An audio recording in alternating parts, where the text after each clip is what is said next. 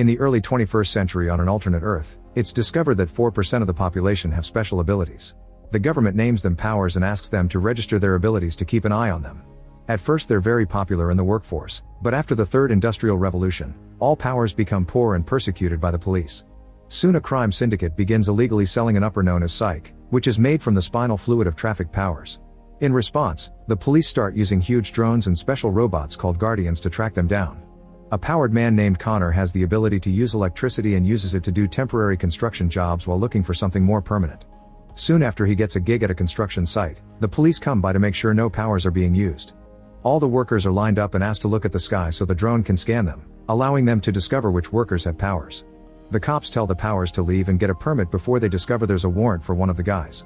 The police try to arrest him, so the man shoots fire at them to try to escape. At that moment the drone drops a few guardians, who immediately shoot the guy to death. Meanwhile another police squad is raiding a powered man's apartment. When a guardian brings the door down, the man uses his super strength to throw a disc at it, breaking its neck. Then the man tries to escape through the window, but Officer Park comes in and makes him stop at gunpoint. Afterward the cops search the apartment and discover a room filled with powered people, who are being drained of their spinal fluid. There are also many bags of psych, linking the case to a crime lord named Marcus. Later Connor visits his mother Mary at the grocery store she works at. Mary has a brain tumor, which sometimes causes her to lose control of her temperature powers. She accidentally destroys a sauce bottle and her boss yells at her, causing Connor to come in her defense and almost use his power. The boss immediately kicks them both out of his store.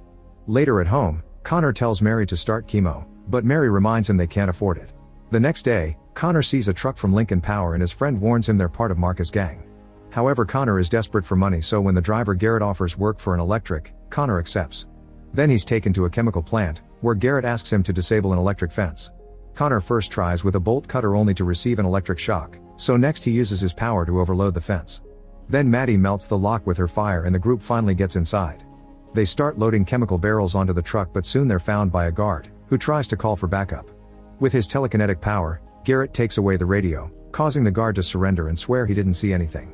Unfortunately, when the group leaves, the police still get an alert and every officer on patrol is told to look for a red van. Garrett stops the vehicle under a bridge and the group removes the red sheet covering it, so now it looks white.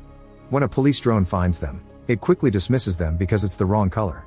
Afterward they make it to a garage, where Rhino takes them through a secret passageway into a club. Crime lord Marcus is being scolded by Wesley for failing to pay lately. When Marcus tries to explain himself, Wesley tells him to read the mind of his associate Copperhead so he can see all the ways Copperhead knows how to kill someone. Then Wesley gives Marcus a week to pay and leaves. Next Garrett introduces Connor to Marcus, who reads Connor's mind and agrees he should join their team. While Nia shows Connor around, Marcus informs Garrett that he can't pay for the chemicals because he must pay Wesley first and asks about Connor's powers, but Garrett thinks Connor still needs a little training. Marcus asks him to get him ready for their next job. Meanwhile, officers Park and Davis investigate the robbery and realize the chemicals were stolen to water down Marcus's psych. They can tell electric and fire powers were used on the door, so they'll have to look up a list of people with those abilities. The next day, Connor chooses Garrett again over a construction job. To test Connor's abilities, Garrett asks him to short a car's alarm, which he activates by slamming his fist on it. Connor concentrates and uses his powers to turn it off, then Garrett announces it's time to train. They start with a simple exercise. Connor must light a bulb. Because he lacks control, Connor breaks it, so he must keep practicing and breaking bulbs until he gets it right. As days pass, Connor is given some chores like collecting money from the dealers by using his powers to keep them away or force them to pay. He keeps practicing in his free time and eventually he manages to light multiple bulbs at the same time. When a dealer tries to defend himself with his own electrical bodyguard, Connor is capable of taking the shock with no pain and quickly shooting the guy down. Feeling confident, Connor decides to visit his mom's boss and threatens him into treating Mary better. Afterward he goes home and informs Mary that he's finally got a permanent job. Outside, Park and Davis watch Connor, including him in the list of suspects. The next day, Connor and Garrett go to a bank to gather information about the routine and the security cameras, concluding they'll have 5 minutes to pull off the heist because the police drones arrive in 7. Meanwhile, Mary goes to work and is shocked by how nicely her boss is acting towards her. Sometime later, Garrett's gang storms into the bank, knocking out all the guards before holding everyone present hostage at gunpoint. Connor immediately rushes to the vault and cuts the power so the bank can't lock it remotely. The alarm goes off while they ask an employee to open the vault manually, only to discover that most of the money is already gone. The team takes whatever is left and runs outside, where the drones are already waiting with some guardians. Connor quickly hits them with his powers and makes them crash to the ground, allowing them to escape easily. Then the gang goes to see Marcus, who isn't happy to hear they couldn't get all the money. As he and Garrett argue, Copperhead suddenly shows up and tries to shoot Marcus, only for Rhino to block the bullets with his extremely hard body. Copperhead tries shooting Nia instead, so Connor disarms her with an electric shot. Next, Copperhead attacks him with a knife and wounds his arm, thus Rhino repeatedly shoots at her until she's dead. Afterward, Connor finds Nia while she's consuming psych. She notices Connor was wounded during the fight and immediately heals it while explaining that she keeps working for Marcus because she owes him. Later, when Connor gets home, Mary asks Connor about the money he hid in his drawer, confessing she called the place Connor said he was working at, but they never heard of him there. Connor tries to explain he's chosen crime for her sake, but suddenly Mary loses control of her power and collapses. She's immediately taken to the hospital and the doctor informs Connor that her tumor is pressing her brain against the skull, but Connor can't afford the necessary operation. When Connor leaves the hospital, Park and Davis are waiting for him to take him to the station. Connor denies being involved in any crimes, so the cops remind him that Marcus is a very vicious criminal and mention they'll be burning up $4 million worth of psych soon. Park points out they can help Connor with Mary's treatment if he shares some information about Marcus, but Davis interrupts him to provoke Connor by insulting his father. Furious, Connor insists they have the wrong person and the cops have no choice but to let him go because they don't have enough evidence. Garrett picks Connor up and takes him to see Marcus, who reads Connor's mind to confirm he didn't tell the cops anything. Then Connor mentions all the psych the police will be taking to the incineration site, asking for a deal. He helps him get the psych and in return Marcus will hand over Nia to him. Garrett also asks to become a partner instead of crew, and Marcus agrees. Sometime later, the gang gets their plan ready by putting a bunch of roadblocks up. Soon the armored van shows up followed by drones, which will have to fly back when they reach the no-fly zone. The roadblocks cause the van to take a different road, so Maddie and Freddy follows it in their car while Garrett drives a garbage truck to block it. As the driver yells at him and Garrett tries his best to stall, Connor charges his power up and blasts the van with a powerful shot of electricity that knocks down the Guardians. Then Garrett uses his telekinesis to keep the Guardians down so Connor can short their circuits. Freddy and Maddie soon join them and help them disable the Guardians until there's no robot left standing. Next, Maddie burns a hole in the van and Freddy drops tear gas inside to make the cops get out. Because the van stops responding, the drones decide to enter the no-fly zone. Maddie takes the psych cases and hands them to Rhino, whose men begin shooting the guards. Rhino shoots Maddie as well before he and his gang turn to shoot the others, and Garrett has to move Freddy with telekinesis to save him. Then Rhino leaves with the psych, leaving 2 men to kill Garrett's group. At that moment more Guardians arrive and the gangsters have to defend themselves from them, which allows Garrett, Freddy, and Connor to run away. Normal bullets can't hurt the Guardians, who kill Rhino's guys in seconds. As the trio runs, Freddy is hit by a stray bullet and Garrett has to carry him to the car. Unfortunately, Freddy doesn't make it, and while they escape, Connor blames Garrett for everything, saying Marcus betrayed them because Garrett asked for too much. Meanwhile, Rhino takes the psych to Marcus, who says he can't let Nia leave because her father still owes him money. Afterward, Connor visits his mom and promises he'll get her the treatment, but Mary thinks it's time for him to let go. Later, Connor meets with Park at a diner to ask for the deal, promising to turn himself in but wanting the cops to get Marcus first. At the bar, Marcus starts coughing pretty badly and asks Nia to heal him. Suddenly the police shut the bar's power down and storm in to open fire on them, so Marcus escapes with Nia and Rhino through the passage that takes them to the garage. However, Garrett is waiting for them and shoots Marcus in the chest. Rhino immediately fires back only for Garrett to disarm him with his telekinesis before opening fire on him. Garrett's bullets unfortunately do nothing and Rhino starts to charge after him, so Garrett uses his power to slow him down. At that moment Connor arrives and hits Rhino with an electricity blast. Rhino grabs Connor and slams him on a table, and Connor retaliates by using as much charge as possible on him, but sadly his power isn't strong enough. Then Rhino begins strangling Connor, so Garrett uses a sharp tool to stab him in the eye, allowing Connor to finally finish him with a shot of electricity through the head. Meanwhile, Marcus threatens Nia as he asks her to heal him, but when Nia comes closer she takes his gun. Then Garrett uses his power to finally kill Marcus and take the gun from Nia, which he gives to Connor as he tells him to take what he wants. At that moment Nia reveals she has a wound matching Connor's from the other day, explaining her body absorbs the injuries she heals. If she cures Mary, she'll die of cancer instead. Connor ignores this and takes Nia to the hospital at gunpoint, but when Nia is about to heal Mary, Connor notices she's in pain and stops her. When Mary wakes up, Connor holds her hand and watches her die. Later, Park and Davis find Marcus' body in the garage. Connor gives his van to Nia so she can escape, then he turns himself over to the cops and is sent to prison. After such a mess, the government forbids any use of powers in the city. 5 years later, Tarek is in need of money to support his little sister Pavina's education. He works selling psych for Garrett and one afternoon Tarek approaches him to show he's been practicing his camouflage powers, hoping it could get him a raise. However, Garrett refuses and a gang member pushes Tarek away. Afterward, Garrett goes to see a presentation by Police Sergeant Kingston, who is showing the locals the latest K9 units. Lately people have been complaining about how aggressive Guardians are and how many powers they killed, So this is the friendly solution. The K9s will jump on a person if they see them armed, however they'll immediately back away if the person raises their hands. Pavina is also watching the presentation and her eyes glow as she looks into the robot dog. That night, Garrett sends one of his men to drop the bribe money in the usual hiding spot. Tarek follows him, and after the guy is gone, he takes the money for himself.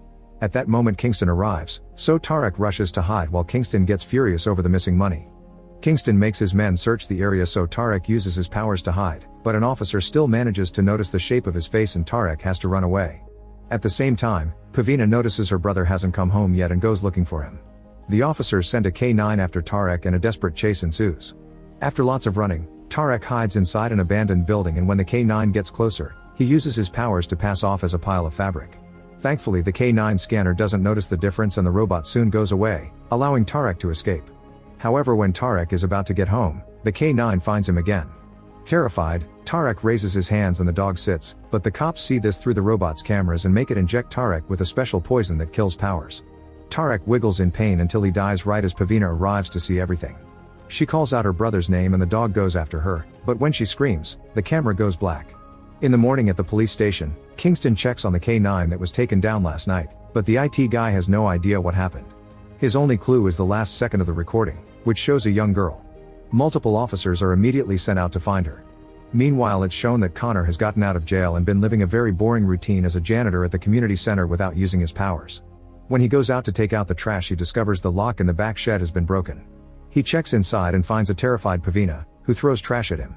Connor swears he won't hurt her and manages to get her inside, where his boss Mina comforts her and gets her to share what happened. Suddenly an officer starts knocking on the door, so Mina goes to distract him while Connor escapes with Pavina through the back door.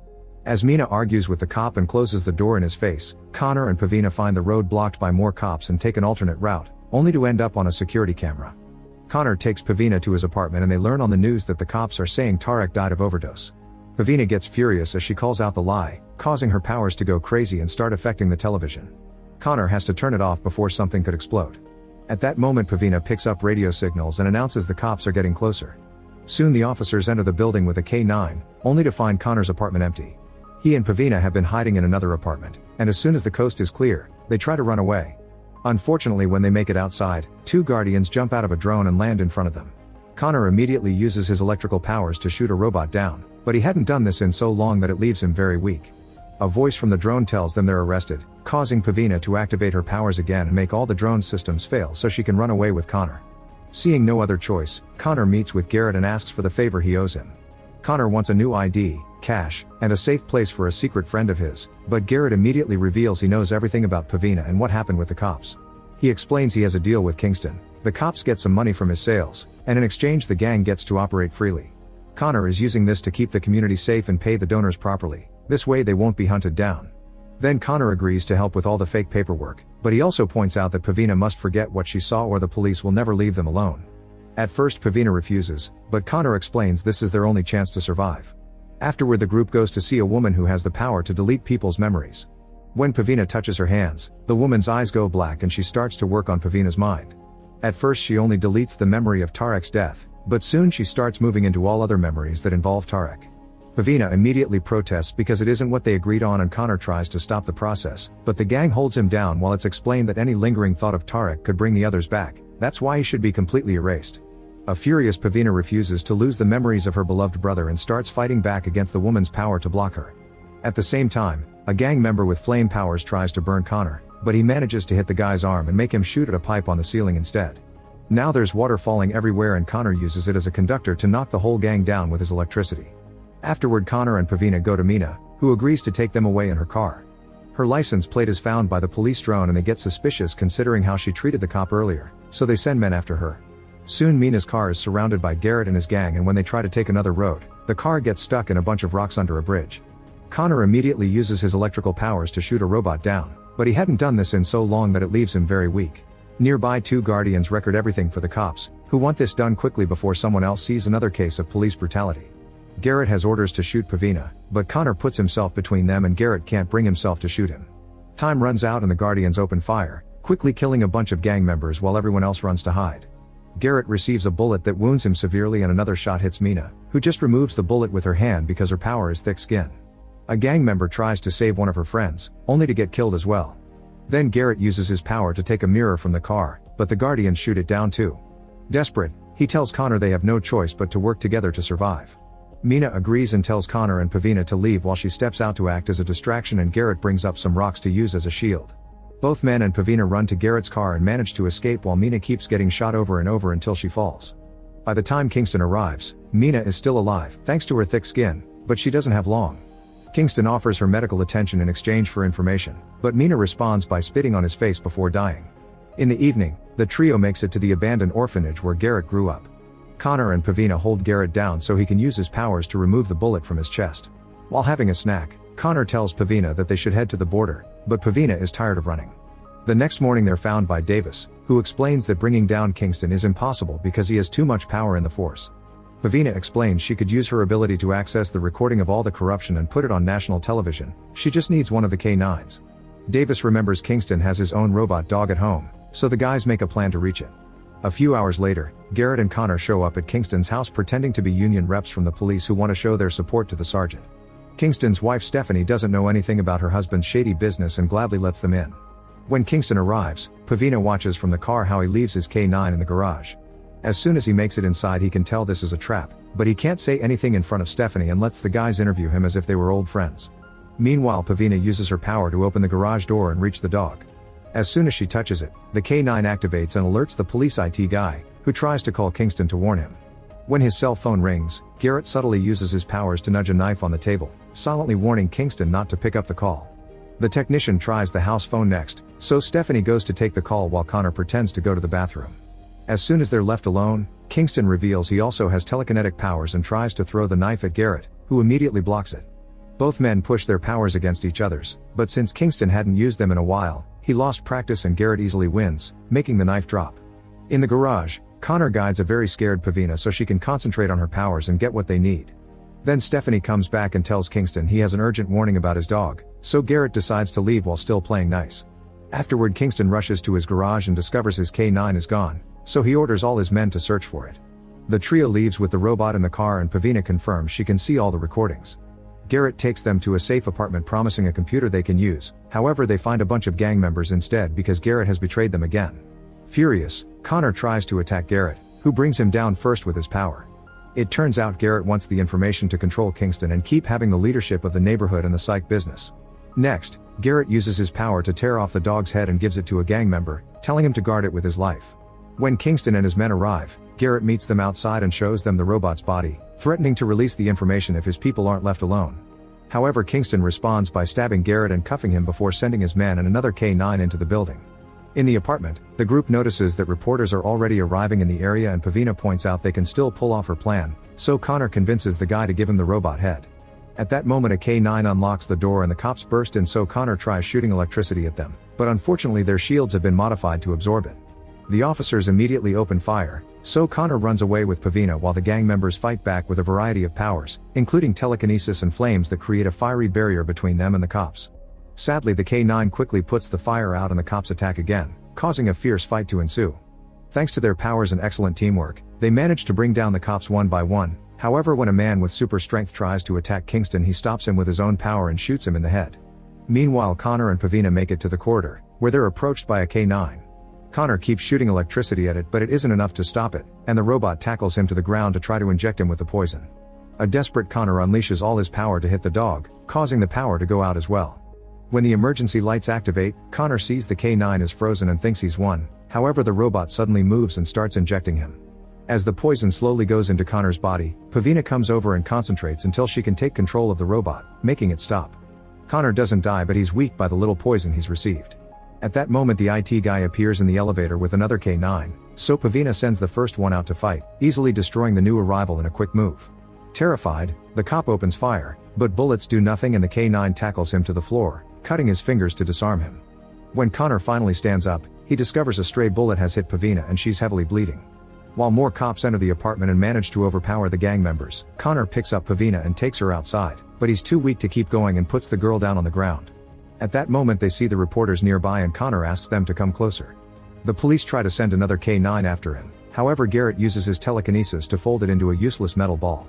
Suddenly Davis finally arrives and makes all the cops step back, allowing the reporters to reach the duo.